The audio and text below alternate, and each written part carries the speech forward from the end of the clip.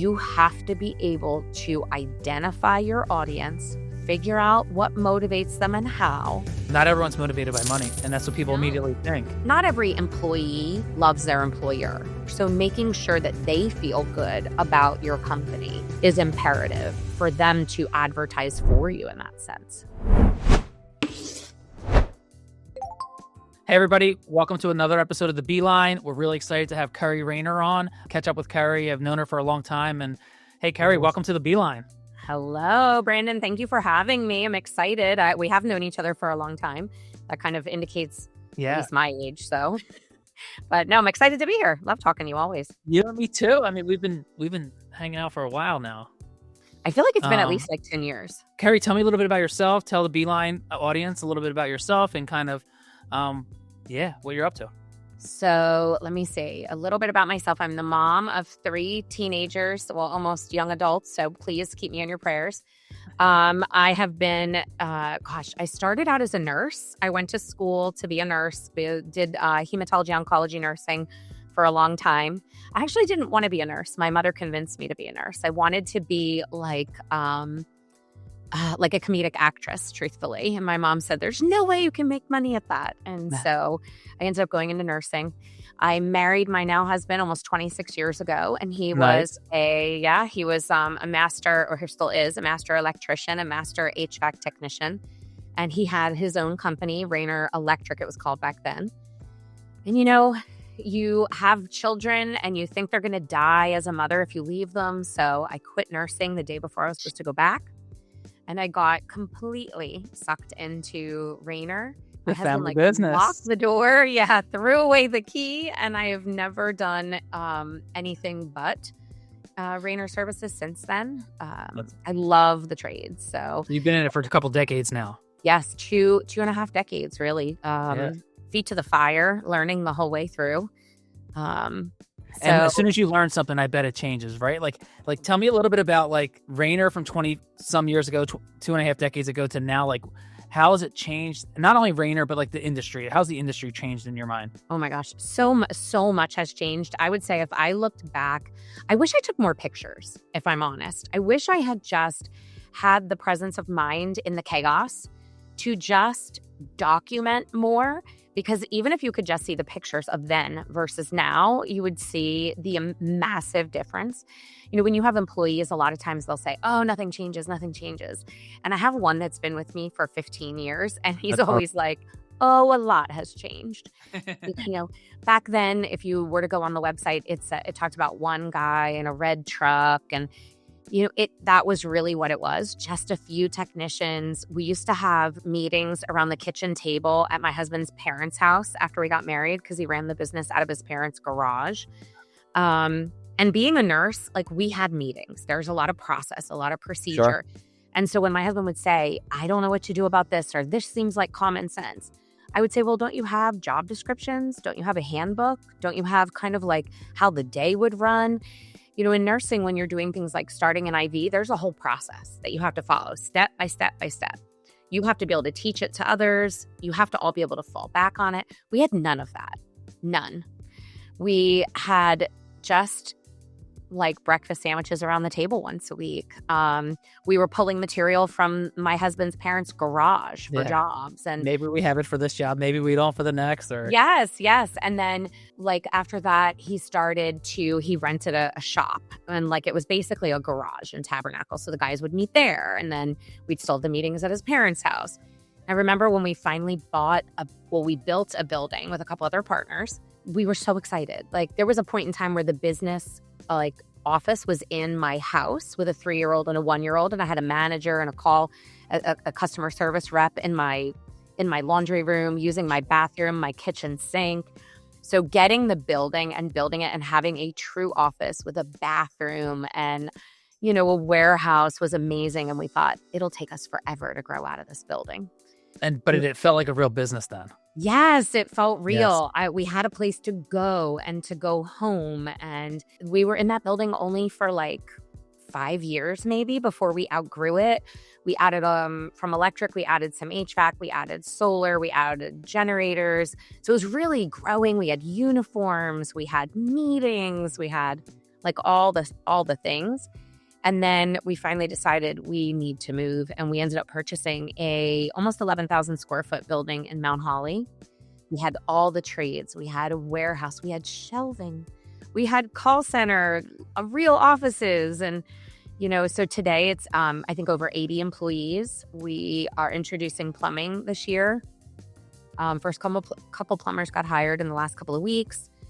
HVAC has outgrown electric, which was our primary trade. I remember, electric was there when we first started working with you. Yeah, we changed our name to doing business as Raynor Services because it really wasn't Raynor Electric anymore. Sure.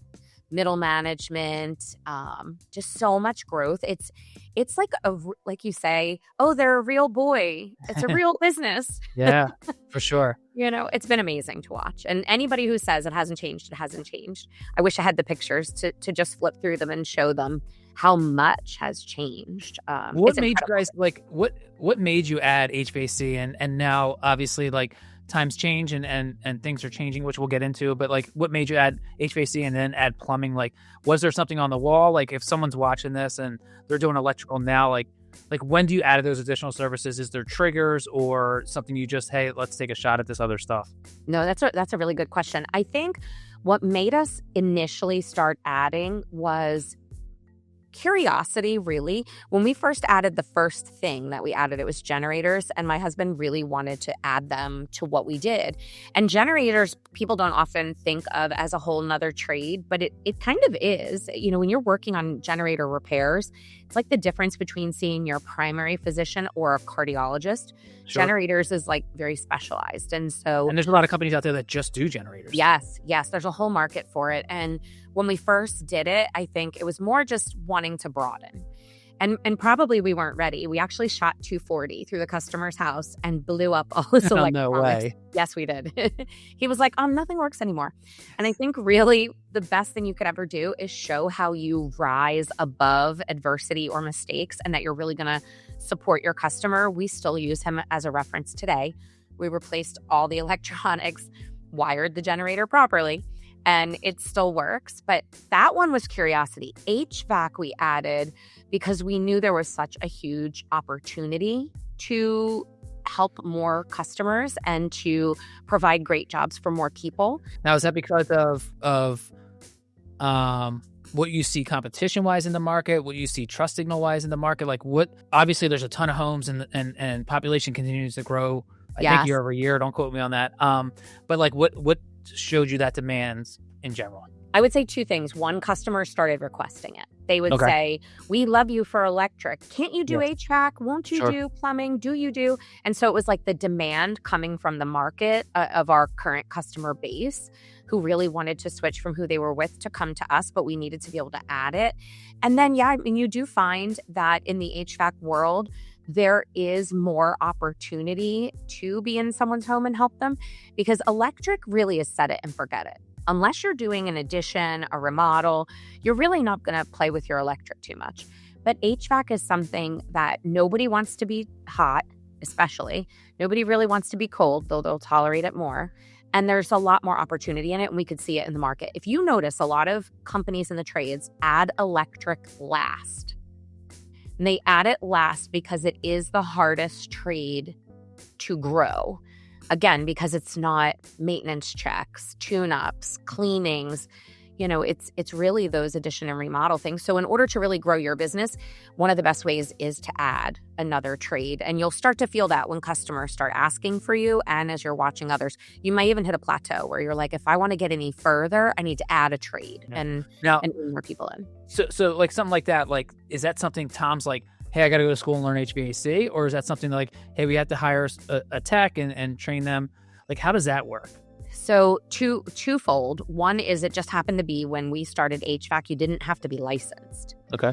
And so we just got a tech and started doing it. You just dove in that sense. Sure. And then once they required it to be licensed, there were a lot of HVAC contractors that were grandfathered in. So now if you wanted to do it, if you are a small to medium business, I would say try to get your license yourself because you don't want to be beholden to someone else, right? If you use their license, you have to give them a portion of the business or create a new LLC to handle it. And then if they leave, you lose that department. So Kerri, as you kind of have grown over the years, right, over those 2.5 decades, like obviously there's operational challenges that we call problems, and there's in a lot of instances, it helps you grow, right? Like, you're getting to this thing and, hey, we're in this growth state because we're being challenged, but we got to get through it to get to the other side. Like, are there some early operational challenges that you're like, hey, if I had to do that all over again, it would be so much easier now? Oh my gosh. Yeah. I think honestly, especially since I'm talking to you, I think one of the things that I would have done differently when we added HVAC was I would have prepared ahead in marketing. I think it's one thing to have customers that say, hey, if I need you, I'd love to have you for HVAC. And then it's another thing to truly start pre-marketing ahead, having my landing pages laid out, having, been pre-preparing for SEO so that I would show up organically, having pay-per-click, having my Google local services set up. Those were things that we really didn't know and we didn't do. And it made growing that customer base just from word of mouth and organically so hard. It really cut down on profits because we were spinning our wheels for a while. And you would bring in management, and because we didn't know enough about HVAC ourselves because we were newer to it, it was very hard to hold people accountable for certain benchmarks or metrics because we didn't know ourselves. So it made the startup of that much more challenging. So if I could do it again, I'd prepare ahead much better. Yeah, so someone that's trying to do this now, right, that's listening, like marketing's important. Both Yes. You talked a lot about digital, but even offline as well, like, hey, get heater stickers made. Like, you're in there for electrical, throw a heater sticker on or add it to your lawn signs or add it to your trucks. Like, make sure that you do start, like, if you're going to dive all the way in and start adding it everywhere that you're communicating. Yes. And it's interesting because valve tags and stickers people think are so silly. But the reality is, as a homeowner, when you're dealing with a problem, most likely your phone is in your hand or your back pocket. And so you get to the area where the problem is. And if there's valve tags and stickers and things like that there, you're going to call that number right away. Because you're in a panic and you're like, well, I already have this person here. Yep. So, I would definitely. In my house, they understand it. Like, maybe there's some warranty thing. I don't even know. Yes. Getting your technicians buy-in, though, is really, really important.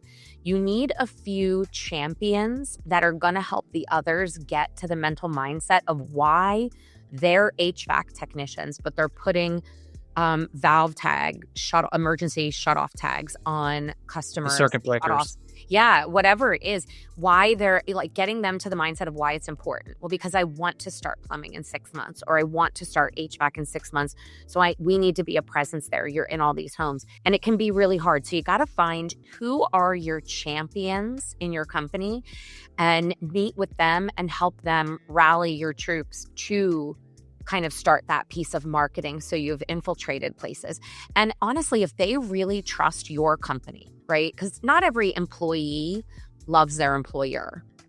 But if you have a really good culture and your people really believe that you're going to take care of the customer, they're more likely to put those things there. So making sure that they feel good about your company is imperative for them to advertise for you in that sense.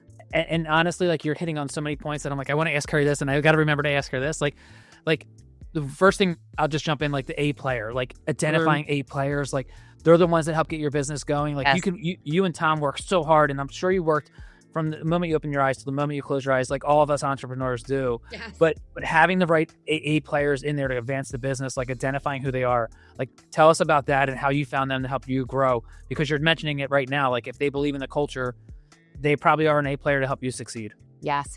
I think one of the biggest things, as an owner, you have to hire for attitude and train for skill. If you don't have good humans, you can't make them into good humans.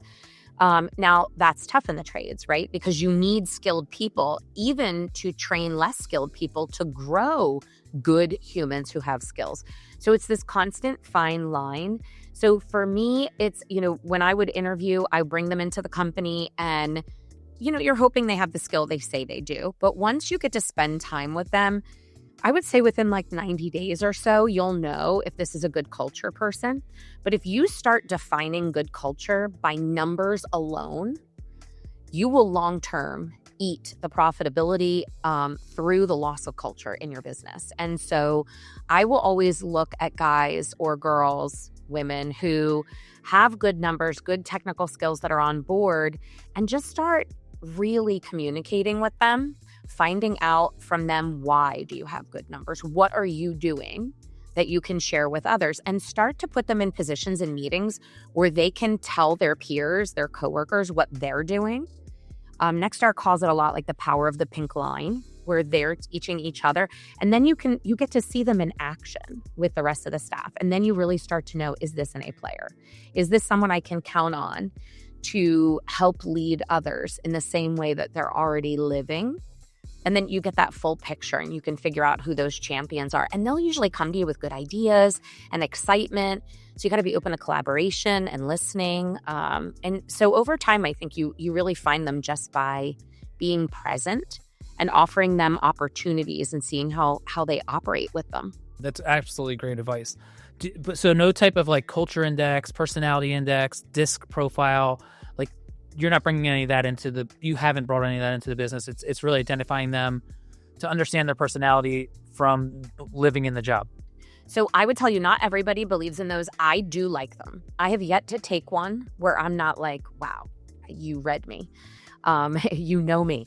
But I used to use them a lot. I wouldn't tell you that I'm against them at all. If I could go back, I'd probably do a little more of it. Because I think they do come out. And I think the benefit to leadership of knowing those, even if you don't do them before they come in and before you hire them, the benefit to doing it with a team of people is to really see who's going to work well together, who's going to collaborate well, what somebody is really strong at, might be weak at. I don't think it's required, but I do think it definitely can be beneficial. And even from like a management standpoint, we're like, how do I talk to this person? Because I got to talk to this person more gently than I have to talk to this other person that wants to be more direct. So like, yes. This one has to command the room, so let them command the room. But how do you just, connect with them? I definitely see the value in them. I wouldn't tell you there's one I love the most. I've used, I'm trying to think. I'm a huge fan of the culture index. I might send it to you to take. Oh, I would love it. I think it's so cool. But many years ago, I took it first. My first experience with those was at Nexstar in 2009. I came into joining there, and they did one through a company called Wonderlic, and they divide you into one of 4 categories: thinker, driver, motivator, or supporter. Okay. And I am dead set core driver, and my husband is dead set core thinker.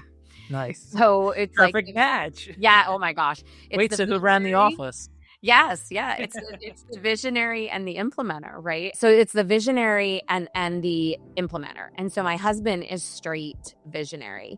And the nurse in me is very much about documenting. If it's not written, it's not real. If it's not documented, it's not done. And so when I took that, somebody said to me, it's really great that you're a driver. Like, you're going to get things done, but make sure you don't leave dead bodies in the aisle. And I was like, that's a good point. Because when I first started, I would leave dead bodies in the aisle. I would literally say, I don't know what your problem is, but this needs to get done. Get it done. Yeah. And I was not reading the room. I was not speaking in the way that worked for each person in my audience or whoever was in my audience. My husband would say, like, you can't just say it like that. I took the test years later. I think it was at least 10 years later. And I was still at the core dead center driver, but I'd learned a lot about collaboration, about motivation and supporting. And so I allowed like my heart to come into it more and to be more open to listening, delegating, and collaborating. And it allowed others in the room to shine. And I'd be able to get more done, get it done, not I want to say with less stress, but less full reliance on me. And I could really see who those A players were. You have to be able to identify your audience, figure out what motivates them and how. Sure. And help yourself speak to them in a way that helps them help themselves. Sure. Not everyone's motivated by money. And that's what people immediately think. And they're like, I'll give them another quarter. I'll give them another dollar. I'll give them additional money, but it's not always the money. It's like, hey, I want the time back. Like, I don't like to work. I don't want to be here, but I have to be here. Like, give me the time on Friday afternoon. Yes. Oh, 100%. I think if you are only motivated by money, you are more likely to fall out of ethical behavior. So you have to be balanced, I think. A lot of people will say, once they get a lot of money, they're not driven anymore. I'm definitely somebody who's more driven by advocacy and heart. I want to do things the right way so that the customer gets to make the most educated decision that is the most beneficial for them. Because in the end, it's their home, it's their life, it's their wallet, and they have a right to make those decisions. And it's our responsibility to bring all the options to them so they can figure out what works best for them. If you're only money driven, you're going to forever go replacement. And you've become tunnel vision, which I don't think is filled with integrity. So I'm definitely somebody who's driven by, listen, we have to make the money. We all have rising electric bills, gas bills, grocery bills, but let's get there by a way that we can be proud of, because the money will follow. The seeds are planted, they just grow at different times. So yeah, you can't just go by money. And if you do, I'm fearful of you. We see it all the time in various trades. All right, so we talk about A players, right? I talked to a gentleman recently who sold his business, and we'll get into that as far as Raynor Services. But if he ever did it again, he said the two most important things is marketing and training. So from a training standpoint, like how did Raynor Services adopt a training program? Like, I know you had a great training classroom. Like, what did you guys do to and really go all in on the training process to make sure you guys were growing? So I guess really where we learned how to train and what to train was when we joined Nexstar in 2009. My husband tried to get us to join in 2007, and I had little babies. I was like, no, I don't know what you're talking about. He got me to finally come to a Nexstar event in 2009, and I still wasn't 100% sure what I was buying, but I said, okay, let's try this. And little did I know that meant I was going to be the implementer again. So back then they did a whole boot camp. And so you spend a week in Minnesota doing all of that, building your budget, knowing your numbers, understanding them. And then they teach you the service system. And so I love training. I think that it is so valuable. When I was a nurse, I very quickly became a nurse trainer. I didn't like that nurses eat their young. And so I was very much into supporting new nurses. I was recently one. And so the same thing in the trades. So what I did was I took the classes. Any class that they were going to take, I took first. I always took home all the literature, would read through it, and I would use that literature to train. And it's consistent training every week without fail. Nexstar has a great format. They do kind of like an icebreaker, right? Because it's great. 7 a.m. Everybody's tired. Yes. You're like, who drug me in here? And you're the one up there. And now that you drug me in there, I kind of don't like you. And I'm supposed to learn from you. And I'm grumpy. So we would always do fun icebreakers. One time I brought a golf tee in, like a putting green thing, and so we did a little putting, we did water balloon races, like crazy stuff to just wake them up. Was so filled with integrity, and it made so much sense that it excited me to train it, and I loved seeing them take it in, learn it, apply it, and the happiness of the customer, the happiness of the employee really took a whole new level. So I would say it came from Nexstar, number one first start for sure. And it's great. I was recently at one of their trainings up in Minnesota, like you were saying, and it was awesome. I mean, the team did awesome. Like the whole day you were fully engaged, you're filling out your forms.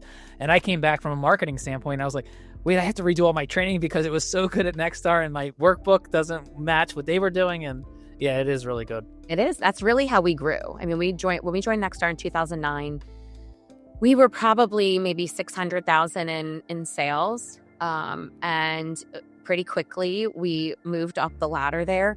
Tom and I were never the kind of growers that wanted to be, 50 million. That's a lot to manage and a lot to carry. And we've always been people who live within their means.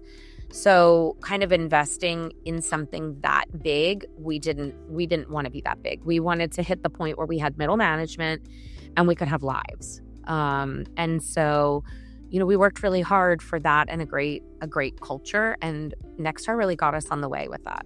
A couple things, right? And just looking at time purposes, from a marketing standpoint, favorite thing you've ever done marketing wise, something that you think stood out for you, whether it was with an agency or doing it on your own, whether it was the early years or the later years, like someone that's watching this, like what's something one of your favorite things you've done marketing wise? Gosh, I think that I had a marketing coach at Nexstar, Ed, who I adored. He used to tell me that your website is your business and your social media is your personality. And I am forever going to be somebody who works with heart, who likes to get it done, but is going to have a good time along the way. Like we're gonna whistle, we're gonna laugh, we're gonna have a good time. And so my favorite things were anything funny on social media, honestly. Nice. I used to do Wacky Wednesday lunches where there's a quiz and whoever got the answer first would get a gift card from me for lunch. And then every October, we've done a Show Us Your Booties contest where the guys all go out and wear pink booties with the customers. They get pictures with them. We post them on social media. The ones with the most likes, comments, and shares, they win a prize. The technician does. The customers win something. And I always give more prizes than they ever dream. Like I may say the most likes, comments, and shares, but then I may randomly pull out the craziest picture, the funniest picture, and I'll randomly give something like PTO they weren't expecting. And then I do it in October for breast cancer awareness because that's what I was, an oncology nurse. But I will donate it to any cancer group that, maybe the employee is loved or something. So it's really just about supporting. So community things that you can support others and have fun are just my favorite things. Customers still write, "Oh, I love that you do this every year." And it didn't cost me anything other than the prizes and the fun. I mean, it created even culture. Yeah. It created better culture too along the way. So subtly. Yeah. I love it. So those were my favorite. Awesome. Are you using AI today? Yes. Favorite AI tool? Oh, I know everybody will laugh, but I'm still old lady in ChatGPT a lot. I've been using Claude a little bit. I do use Gemini. There's probably a million other ones I could try. I will say some of the coolest things, and I actually am going to be talking about this on my LinkedIn a bit. One of the coolest things that I love is taking my old information, my old training books and things like that. I'm running them through that and having it help me simplify my books that are pretty wordy. And it's just done such a great job in such a short amount of time. Like the amount of work it's able to, even like for like you talked about being an implementer, right? And I know that's EOS and we run on EOS, but for companies that don't, definitely check out EOS. It's an awesome just framework and system to run by to help you with your rocks and your annual goals. But from an implementer standpoint, like the more amount of work that you can get done using AI from an operation standpoint, it's crazy how much more someone can work, like 10 times more, because they're helping with the SOP development. They're doing so many different things. And like you said, like I think there's a place like where we're struggling from a company standpoint is like which of our clients are on chat or which of our employees are on ChatGPT versus who is on Claude versus who should just live on Gemini, because each of them have different values and each of them has different points that it's like not everyone needs to be on Claude or not everyone needs to be on ChatGPT. So just I was joking with someone at lunch yesterday, just token management, like that's going to be a job in the future, and everyone gets nervous about like, hey, it's replacing jobs. It's just reinventing those jobs. And like a token manager is going to be so important because AI is expensive, and to get all these different tokens, it costs a lot of money. So the ones you're using are absolutely great and they will be there forever. I mean, there's really cool ones like Victor that are out now. Like you have to check out Victor. Okay. All right. It's so cool. It's really, really cool. But the agentic world is changing rapidly, and obviously you're involved. It's definitely going to, in some way or shape or form, it's disrupting every industry, but home services as well. Like you're seeing it with all the AI voices that are helping from a customer service standpoint. And it's just going to continue to help people do their jobs better, but reinvent jobs as well. I agree. And I think if you're open to, first of all, you have to be open to it. It's not going to go away just because you turn your nose up at it. It's coming. You Yes. either engage or you get left behind.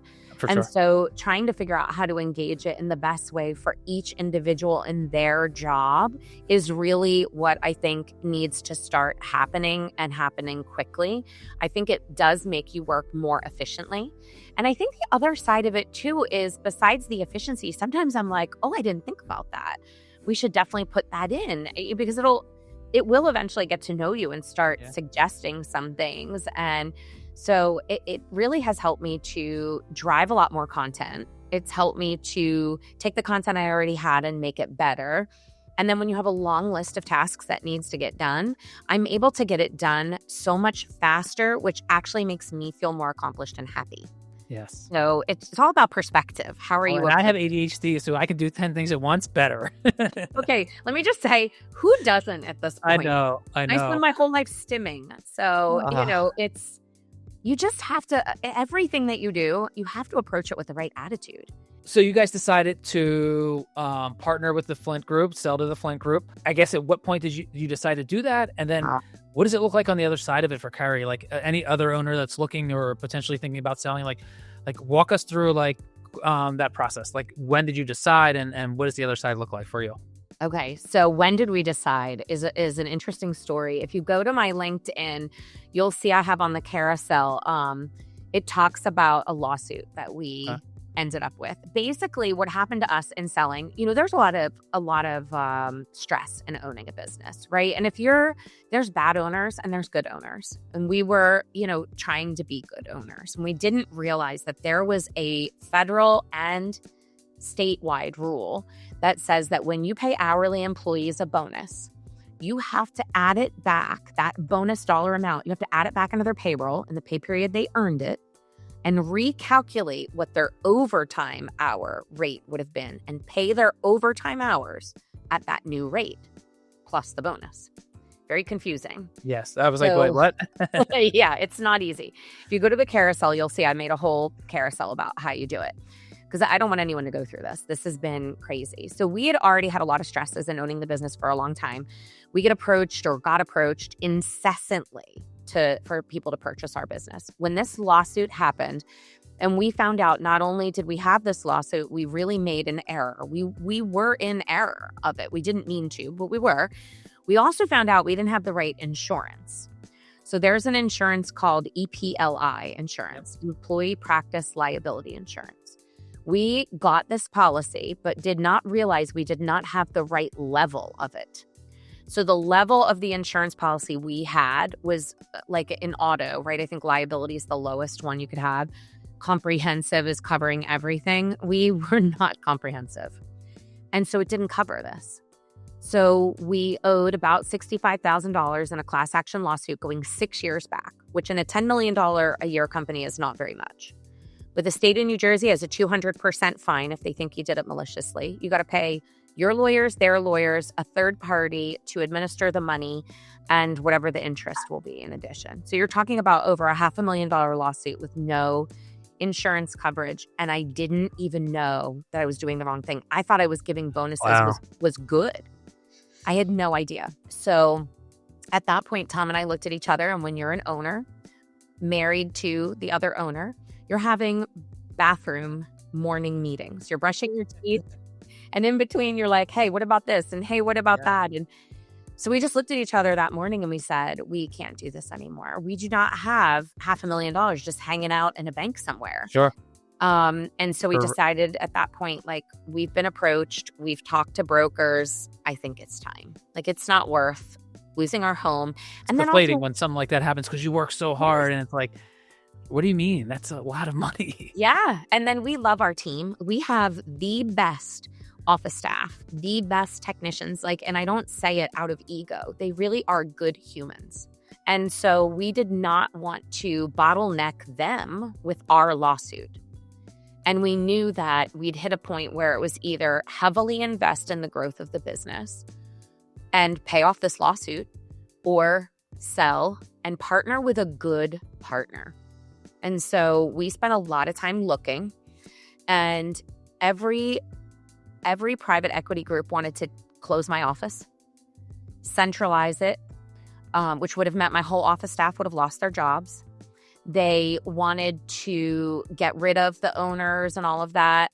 And it would just be a whole different business. And we didn't want that. And so we took 7 figures less to sell to a group. And not that they didn't make a wonderful offer. We can retire. We're safe. But we wanted a good group more than we wanted all the money we could possibly humanly get. And there was a group who was willing to pay us whatever. And so we partnered with the Flint Group. Their motto is so much better. It's like Nexstar on jet fuel. Oh, wow. They do everything that Nexstar does and more. They invest in your company. Your call center stays. You keep your culture. You just do things better and with more support. Our whole call center is still there. Our, technicians are all still there, and they've grown tremendously. And the culture's stayed the same. It is. We really haven't lost anybody due to culture. We had a couple that were low performers that, that it wasn't going to work in the structure of the business. Key players. Yes. But, other than that, for us, it was support. We didn't want the office to close. That was a non-negotiable.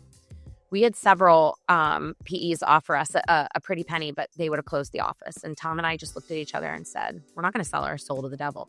Or Do you own the office? Does Raynor Services own the office? So we own the building, okay. And it's rented by the Flint Group through Raynor Services. That's awesome. Yeah. Mm-hmm. So if you can own your own building, it's definitely worth it. Oh, yeah. That has been great because once they grow enough that they move out of it, we still have the building for real estate purposes. Most of the private equities don't want to buy your building if you own it, so you get to keep it. If you're a growing HVAC, electrical, plumbing company, and you can buy your building, there's absolutely more benefits beyond. Oh, heck yeah. Yeah, I would buy 100%. We love that. And when they move, because they are growing, we will either rent or sell that building. So we didn't lose that investment. It's still growing in that sense. And we really wanted the national support, and the Flint Group has great national support. There's a safety compliance person. There's HR. There's help with benefits. They bring you a controller, a recruiter. It has been amazing that way. Like Trevor Flanagan, who's the CEO who started the Flint Group, he used to be in Nexstar. He worked for Bob Hamilton and came up through his business. Mm-hmm. Then he started a chat service and sold it. And then he started the Flint Group with the intentions that one should have when you start a business, which is to protect the people, protect the legacy, and the rest will follow. And That's awesome. He's really done a good job. He's truly just a face value guy. He's going to tell you. Yeah. And that was our biggest thing. And so we sold over a year ago. Tom's still the president, holds the licenses, helps with the technical things. I'm working for the Flint Group right now, but I'm still in the building, rah-rahing the team, which I love. We have the best call center manager we've ever had. Still do Wacky Wednesdays? No, but I want to so bad. I know. The funny thing is I gave that up a while ago, but if I could go back, I would. I should do Wacky Wednesdays on my LinkedIn page. Absolutely. Because I like to have fun. So tell me about your free time now. Like, what do you do with your free time? Too much, probably. Tell me about the ACCA New Jersey. Yes, NJ-ACA. So this year I took over the president's role probably around January, February. And I am massively working to increase the power and the value of this group. So it's been pretty quiet. They haven't done a ton of meeting. And I think there are so many contractors in the whole country, let alone just New Jersey, but I'm just in New Jersey. So I feel like there's a lot of contractors that are at that size where you can't afford an Nexstar yet. And you're still really trying to figure out how to grow and just what are those in-between stepping stones to get you there. So my goal with NJ-ACA is to make it the most engaged group for ACA in the country, to really increase the engagement and the involvement. The value needs to come in. How can we teach other contractors things they want to know and need to know that they don't even know they need to know? Well, also, like I don't know what I don't know, so I'm going to get it wrong 3 times before I get it right. I'd rather not get it wrong 3 times. Tell me how to do it right.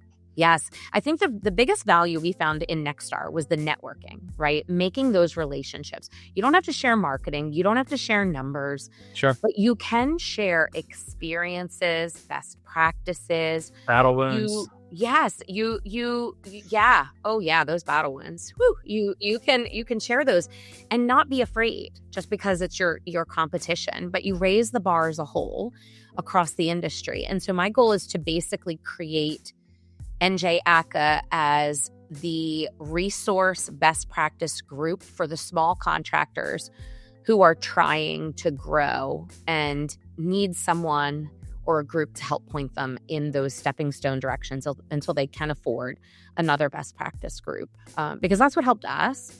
Yep. So we have a meeting in September. This meeting in September is a must come to. I have a lawyer coming, and the lawyer is going to talk about my lawsuit and explain to the contractors what they need to do differently. I developed a tool that they can have for free. I never want anyone to go through what we went through. I have a tool that they can use very easily, plug and play, and it'll tell you what you owe the employee. They'll get to meet and talk to the lawyers and find out how it all works so that they have full understanding of it. And then we have a summit in October, which is a trade show, keynote speakers, breakouts. It's the closest you're going to get to something like Nexstar and these other business groups do to just learn and meet other contractors and stay the rest of the week. Even vendors too. Like there's some really good vendors there that you can rub shoulders with that you may not be able to do because of your size or because you don't have time on a day-to-day basis. Because let's face it, you might be two guys in a truck and you're so out in the field still that you don't get to meet these people. Yes. And this is going to be such a great opportunity. We had our golf outing in April, and we had the highest turnout we've ever had. We had to close down registration. That's awesome. So yeah, my goal is to make it like that for the summit. So we're sending. When's the summit again? It will be October, I believe it's the 15th and 16th, Thursday and Friday in Atlantic City at the Tropicana. The night before, there'll be a kickoff speaker. The day of, there'll be a keynote speaker. Rick Gutman from MAP Consulting is coming. He's going to talk all about how to grow your business. There's going to be technical and educational breakouts, a trade show for, I think, 2 hours at lunch. There'll be a mixer at the end where you get to meet other contractors and win some great prizes. So I want it to be like no more people can fit in the room. Where can they get information at? NJACA.com for sure. It should be getting posted up there this week. Emails will start going out for signing up for it, I think the week of the 22nd of this month. And we'll finalize the final speakers and everything. It'll all be laid out very shortly. And if you just want to get away, like bring your wife. She can hang out by the pool if she's not involved in the business. If she wants to come, she can come.